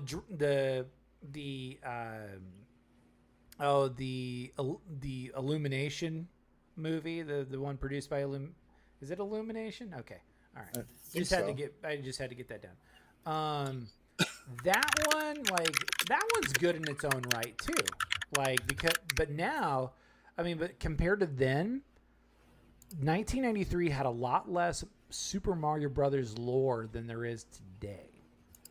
So, I mean, both are good in their own right. I still hold the 1993 one close to my heart, but another really good one was when Archie did an original run of the Teenage Mutant Ninja Turtles. They had a audio tape that went with it, and I would listen to the shit out of that, and that was always so damn good. Like, right. I wish they would do more audio plays of movies, adaptations and stuff like that. Audio adaptations. Another one that came out, it used to be on, it used to be on the DC predecessor to HBO Max. Like, it was like Batman, the audio plays or whatever. That one those were really good, and you can get into them. And sometimes when you listen to like an audio play, or if you read a book, like, it really helps your imagination versus just watching a TV show or a film. Right. You know, that really helps out. So that's the stuff I grew up on. It was like listening to stuff on audio tapes, and because I was like, it wasn't every day where I can go to the video store and go rent out a movie.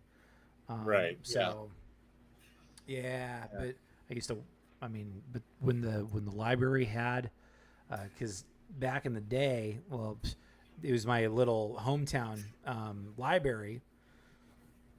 They rented out, videotapes, and you can watch like you can watch movies and everything. And that was for me, that was always the best thing. Cause it was always $1 to rent it out. And Dad would always be like, rent out like a few movies. And then, we had movies that lasted us for a while, or whenever I got sick, like, one time I had my teeth pulled out cause I was about to get braces.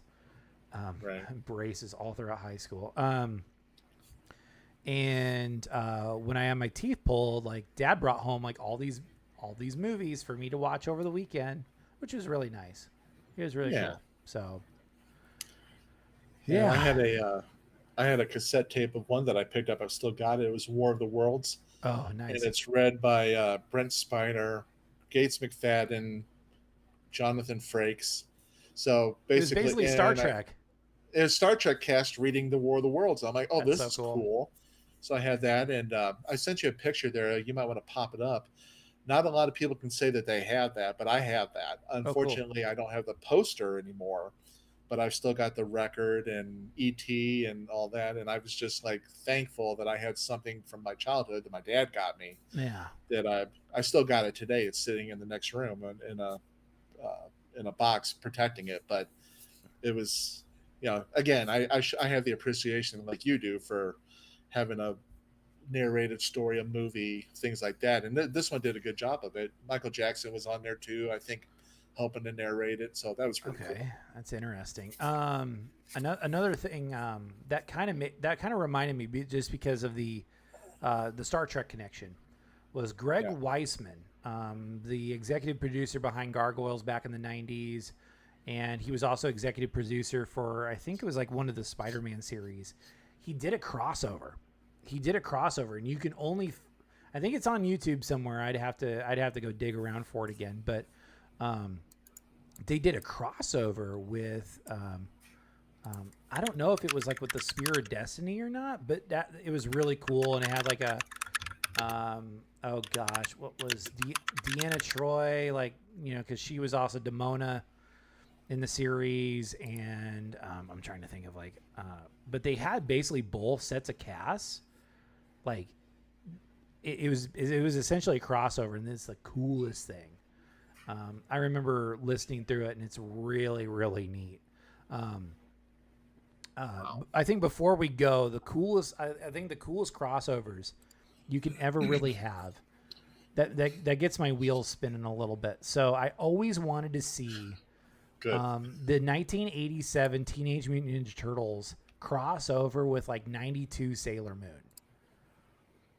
I mean, you can write it off as a comedy, or you can do it as with some serious bits. You can have Shredder and Krang as the bad guys. I think that'd be really funny because it's four teenage brothers and 5 teenage girls, like going teaming up and saving the world. But that was one, and then who wouldn't want a Teenage Mutant Ninja Turtles like Gargoyles crossover? Like that would be interesting, just because of the mutants, and the Gargoyles had their own mutants. And I mean, this sounds really nerdish of me, because I was like, oh man, like, but I used to be a big fan of the Gargoyles when I was a kid. It was a very intelligent show. Xanatos, David Xanatos, like that was a guy that hardly if ever lost. And if he did lose, he always saw, like, he was like, well, but there was like, there would always be something. He'd be like, okay, this is where I gained the advantage, or this is all part of my plan, and, right. Yeah. Trade one thing for another. Yeah. The Xanatos Gambit is what they call it. It's like, no matter what happens, you always come out on top. Like, right. You might have a short-term loss, but you have a long-term gain. Or like your plans progress, and you are like, okay, this is why Xanatos was like a multi-billionaire in the series, because the man like he was like 10 moves ahead of everybody else. Mm-hmm. But yeah, like Gargoyles and Teenage Mutant Ninja Turtles, just because of the mutant factor. Like when the Gargoyles like had mutants, and then the Teenage Mutant Ninja Turtles always had mutants involved. I mean, you could do like And then I think what's really funny is towards the end of Gargoyles, like Xanatos started becoming a good guy again. Because his ulterior motive was he wanted to live forever. Right. And he wanted to live forever. And he was trying to figure out ways of living forever. And then once he realized, oh, I have a kid, well, now I don't have to be so malicious anymore. And yeah, I'll live through my kid. There you go. Yeah, I live vicariously through his child. He's gonna be one of those He's gonna be one of those parents that's gonna show up to like the high school basketball game and just be this most obnoxious parent. But you can't say anything to him because he's also your school's biggest booster as well. So. Yeah. Thank God for Fox putting up with them, right? Yep. Oh yeah. but Fox is all about him though. Like she was head over heels. She was turned on by him. Yeah. Oh yeah. Well, but she's like, he's such a badass. I love him. Yeah. Yep. Oh yeah. And then but the characters are so like multi-layered, and you could do. Right. I mean, yeah, they were so multi-layered. I would have loved. What would it's like who would have teamed up with Shredder and Krang? Would have been like Demona, or would have been like Macbeth, or would they get together and face something a little more like bigger than the both of them? I mean, Puck. Oh yeah, Puck. He would have found a way to keep twisting it. Yeah, Puck and Shredder and Krang, or Shredder and Krang might have been pawns. Because like they were the old married couple. Like if you watch the 87 series, they were the old married couple. Like and at first they make them out to be really serious, and then like towards the later seasons, excuse me. You are right. They are basically an old married couple, and I think even the voice actor behind Shredder, God rest his soul, he even said who played Uncle Phil in Fresh Prince, by the way, James Avery. Avery. He would admit that like the dynamic between Shredder and Krang was like an old married couple. Yes. God, it was funny because. And then Bebop and Rocksteady were the children. Yes, yeah. Bebop and Rocksteady were the children. and like I think I'll go down the Turtles rabbit hole for a little bit. I mean, we got 15 minutes. We got a few more minutes. The 2012 series is actually really underrated. They bring back a lot of like the other they bring back some characters from like the comics and from the 87 series. And they have their own spins on them. For instance, Rocksteady is actually like this old school hardcore Soviet from Russia, so he's got a Russian accent. And then like Bebop is like this streetwise guy, and then he does like Michael Jackson moves, and he's like hee hee. Yeah. But they were formidable opponents. They would always give the Turtles headaches, and then they involved Karai. Karai's a very interesting character once you get into the comics, and a lot of people don't realize. Well, now a lot of people realize now that the Shredder was on like a one-off opponent for the Teenage Mutant Ninja Turtles. Like they killed him in the first episode. Like they killed him. It was like killing him in the first comic. Like he was dead by the end of the first comic, and then they did because it was so popular. Because at first they were just going to do it as a one shot, and then from there they were like, okay, all right, what do we do with like the Foot Clan? And then they did the City at War and all those other arcs, the Triceratons. The Triceratons I thought was so cool. Like, I remember when I was a kid, I was like, man, like, cause I remember the first time I saw the Triceraton, I was like, oh my God, it's a freaking Triceratops. It's a dinosaur in the Turtles universe. And I remember just absolutely crying to my mom and being like, I want the Triceraton. I want him so bad. And I eventually got him. But yeah, like, I mean, I had a ton. I mean, I had the old Technodrome. I had the party van. I had the sewer lair. Like, I had all the toys. Like, man, it was nice. Yeah, that, and then I also had like Jurassic Park. I was into the Jurassic Park stuff. So I had like the command center. I had all the dinosaurs. And I had the dinosaurs fight the turtles all the time. And then I was into like the 92 X-Men. So so like, you know, I was only interested. It was kind of weird. I was into like Storm of all characters when everybody's all into like Wolverine or whatever. And I'm like, yeah. Right. But they didn't like, here's the deal though, is like when they had the action figures, like the original action figures for the X-Men, they never had Rogue. And I was like, dude, Rogue's one of my favorite characters. Like, well, back then, now it's like not so much anymore. I turned more into a DC guy versus a Marvel guy, but Right. yeah. So those are some of my favorite crossovers I'd love to see, even like in comic book form. Please, You know what please, killed me please. so much about that with the X-Men is that Rogue, she was, well, let's just say it, she was highly sexualized character, and that appeal, You and can look, but you can't touch. well, she made it look like you. I got it. Had to think for a second. Yeah. Yeah, it's Rogue we're talking about after all. No, Mhm. but I remember, what was she in that series with Apocalypse and all that going on, and just the way, not only the thing about her calling everybody sugar, but the way she would stand, toss her hair, stick her butt out, and you're sitting there going, okay, I'll watch this any. So yeah, She's got the skin tight I get, outfit, and she's got the Southern Belle charm. and I got the appeal, and instantly I fell in love. Yeah. So it's like, so yeah, when that cartoon series ended, you're like, but I want her back. she showed up in like the Spider-Man animated series for like an episode or two. Yeah. Yeah. Not I mean, long I know enough. it's not the same, but I was 12 at the time. Give me a break. You know, I was Sure. sitting there going, she's got to come back more. Instant gratification. yeah. What's so funny was, you know, you ever notice with the old Spider-Man animated series, they never said kill. They always said destroy. Yeah. Yeah. That was something they definitely tried to avoid doing, was that part of violence. Yeah. They were like, they never said kill. They always said destroy them or whatever. Rip his head off, Yeah. but never kill. I'm gonna rip your head off. But yeah, Okay, here. I will chase you to the ends of the earth. Shocker! I was gonna say, how many cartoons had that line?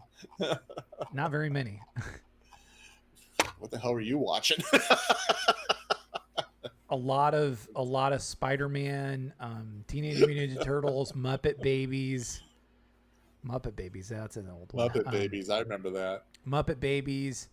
I think that's how like I got into Star Wars, was through Muppet Babies, because like they would do parodies all the time. That crossover, yeah. Yeah, they did the crossover. Wow. Oh crud! What are some other ones? Gargoyles. I was in the Sonic the Hedgehog.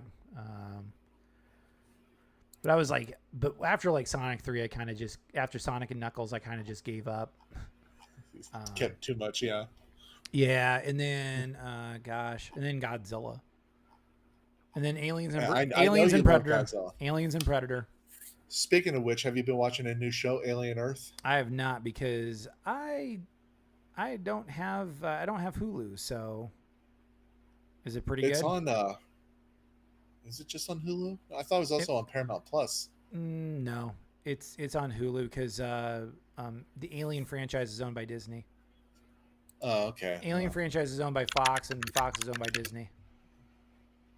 Gotcha. I saw the first 2 episodes, and it's good. I like it. What's so interesting is that you can feel this. You feel all the elements of the Alien franchise, but the alien is not the biggest threat so far in the first 2 episodes. I mean, you see it hurt people, you see it do its thing, but I feel like the element of the story is not focused on the alien, it's focused on the people and their background stories and things going on with them. I don't think I'd be giving too much away to sit there and say, well, one of the characters has a connection to her brother, and that's really where the investment is and what the story is going into so far. So it's just neat for them to be able to bring in this 30-40-year-old franchise and yet tell it in a new way that includes the aliens, but it's not about the aliens, even though they're in the title. You know what I mean? Right. Well, I'm loving it. It was more so about the humans rather than the alien. The alien was always part of the haunted house. Right. Yeah, like basically what the original Alien is like it's basically a haunted house in space. Yeah. Now, now my question would be is it more so the, like, we all know that the alien is the horror, like that's what it's always known as, is the horror. Yeah. But would the villain be more so Weyland-Yutani? So that's that. I mean, now I'm dipping my toes into the lore a little bit, because Weyland-Yutani is always involved somehow, some way, when it comes to the Alien franchise. I mean, see, in the past, yeah, she was on all those previous movies up till now, but now this story is focused on the 4 companies. You know, I don't know the other 3, but Weyland-Yutani's one of them. They call this one kid the rich wonder boy, this company, and so they're all looking for that property, aliens, I guess. And so yeah, Weyland, she's still there, but now you're getting to explore the other rich history between the other competing factions, I guess you could sure. say. And that could be a good analogy for the competition between companies today to acquire franchises. Mm-hmm. You know, because like the Alien franchise is basically what happens if a company really runs amok, and they're the ones that are calling the shots when it comes to the Colonial Marines and all these other factors, or all these other people. You know, now it's more like, okay, all right, is this kind of a metaphor for the consolidation of media, or consolidation of, because a consolidation of IPs underneath the control of a handful of companies? That's a thought. That's a thought. But Okay. I'll have to see more. yeah, I'll let you know. yeah. Well, you'll have to keep me updated. And then the new Predator, I think there's going to be a Prey 2 coming out, and then there's going to be, I mean, they're already coming out with another Predator movie.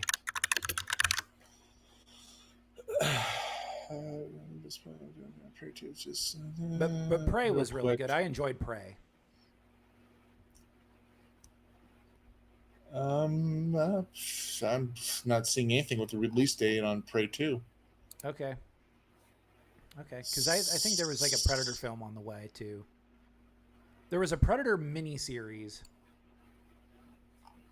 Wasn't there? I think. Yeah. Yeah, there was a Predator miniseries in there, and it was more so animated, not live action. Yeah, that was one of them. Yeah. Then there's supposed to be like another Predator film on the way, I think. Meredith Loftus, is that how you say her name? Yeah. Sounds right. Asked. Well, hold on. Oh, that's the interviewer. Amber Midthunder. That's the actress. Yeah. She says she doesn't know the status of the project. Okay. And that was on March 18th of this year. Okay, so the sequel to Prey is probably on hold, but they are coming out with new Predator films. Yeah. I don't know. Good stuff. Yeah, I mean, we'll see. Like, Predator had a lot more missteps than Alien, in my mind. You know, it's so funny because when you look back at the Alien vs. Predator franchise, like, the comics were set far into the future, where like the films tried to do it in present day, and it really didn't work in present day. But yeah, like, I mean, but anybody who's anybody, I suggest reading the comics. The comics are really good. Even if they're from like the early 90s, they're really good. But anywho, good stuff. Yeah, good stuff. I'm always down for aliens and Predator and gargoyles and turtles and yeah, I mean, even the old school anime like Robotech. I could talk about Robotech all day. Robotech, Macross, old stuff. Like, I don't keep track of some of the new stuff. Maybe, well, I do know that Chainsaw Man is there. There's finally a movie coming out for Chainsaw Man. That's the Reese saga. Right. So that'll be interesting to keep tabs on. I know they green-lighted another season of Freerun Beyond Journey's End. Gosh, there's a whole bunch of stuff, but and one final controversial take before we're done for the day, or we're done for the week. I'm not a One Piece fan. I'm not a big One Piece guy. Now I love pirates. Don't get me wrong, I love pirates. But I'm just like, where, like, because there's, to me, like, do I start all the way in the beginning, or is there a particular point where I can start at? Because the series is so long now. It's like, where do you even start? Where do you even dive in if you want to get into the world of One Piece? So at least with Dragon Ball, like you can get in like at the very beginning with Dragon Ball, or you can get in right at the Frieza saga, or you can get in like right at the beginning of the Cell saga when they were doing when Trunks shows up and they do the android and they have the androids, or you can even start with like Majin Buu. So with Dragon Ball, you could drop in about anywhere and get caught up, but and kind of get the gist of the series. Where like One Piece, it's like, okay, all right, they built this huge expansive world. Where do I drop into? Maybe we'll leave it up to some like One Piece fans that catch this on VOD or on VOD in the future, and they can give me some suggestions in the comments. So that's it. I'm all spent. We're approaching the 2 hour mark, so I'm like, okay, it's a good place to stop. That's a close to another chapter? Yeah. Oh. Yeah. So here's hoping that Sweeze will be back next week. I got a few guests on tap. We'll get somebody more sports ball related. Are we going to announce that we're going to go make a public appearance, or are we going to save that until we get all the kinks ironed out? We'll save that for the kinks. Yeah, okay. We'll iron out all the kinks. All right. But all right, well, I think we're gonna call her we're gonna call it good. We will be back at Sunday 2 p.m. Unless something comes up, but we usually are really good about announcements on Facebook and X. You can check us out on those channels. Ed's got X, but he's kind of on. I'm always around. You tweet at me. But yeah, be sure to check us out on Facebook. It's basically Unfiltered Pod 25. And then we got some things lined up, which is really fun. So stay tuned. What are we using on X? What social are we using on X? Oh, we're just using our individual accounts. Yeah, we're using our individual accounts. Yep. Yeah. All right. Oh yeah, we'll keep it simple. Keep it simple. But yeah. Keep it simple, kid. Keep it together. Keep it together. Yeah. Yep. Keep it simple. Keep it simple, stupid. Keep it simple, silly. But yeah. I think we're gonna call it. Do me a favor. Repeat the last 15 seconds of what you said, because your mic went. My mic went and dead. Then you came back on, so I didn't hear what you said. I don't even remember. Okay. I don't even remember. No, I don't. I can remember things from like long ago, but I can't remember things I said like 15 seconds ago. So I have to like watch it back on the VOD, and you shall too. Like, please, like and comment below. We loved it. And if you guys got any suggestions on any guests or anything, please let us know in the comments. We would love to know. So we can easily reach out to these people. These people have business emails. Yeah, it wouldn't be that hard. Just a simple email. But all right, we're gonna let you guys go. Have a great rest of the day. Have a great rest of the week. We'll be back next week, and it'll be Labor Day weekend next week. We'll see you soon. Yeah, we will see y'all soon. Until then, stay out of trouble, because we'll try our best. All right, we'll see y'all soon. We clear?